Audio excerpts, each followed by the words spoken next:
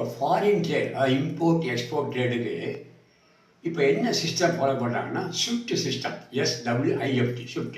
அதாவது இப்போ இந்தியாவிலேருந்து ஒரு மிஷின் வாங்கணும், யூஎஸ்ஏலேருந்து யூகேலேருந்து வாங்கணும்னா இந்த இந்தியன் கரன்சியை அமெரிக்கன் டாலராக கன்வெர்ட் பண்ணி தான் இன்டர்நேஷ்னல் ட்ரேடு வர முடியும்.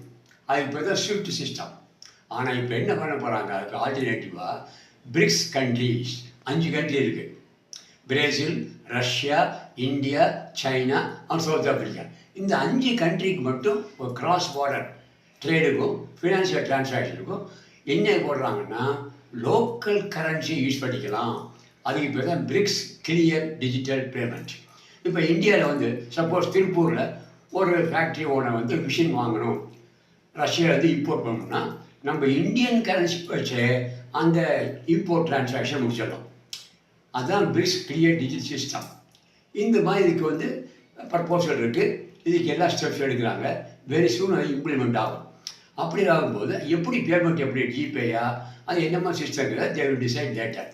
இப்போ இந்த பிரிக்ஸ் பேமெண்ட் சிஸ்டத்தில் நமக்கு என்ன அட்வான்டேஜ்னா MSME micro small and medium என்டர்பிரைஸுக்கு நல்ல பூஸ்ட் இருக்குது.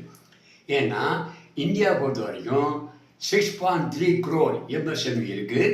ப்ரொவைடிங் எம்ப்ளாய்மெண்ட் 12 crore பீப்புளுக்கு எம்ப்ளாய்மெண்ட் கொடுக்குது. 30% ஆஃப் GDP இன்கம் டோட்டல் ரெவன்யூவில் இருக்குது.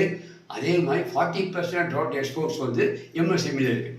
இப்போ இந்த லோக்கல் கரன்சி யூஸ் பண்ணி இந்த 5 கண்ட்ரி ட்ரேட் பண்ணோம்னா நமக்கு ஃபினான்ஷியல் ஸ்டெபிலிட்டி இருக்குது, ட்ரேட் எக்ஸ்பேண்ட் ஆகும், அதனால் MSME டெவலப் ஆகும். இது ஒரு மேஜர் அட்வான்டேஜ்.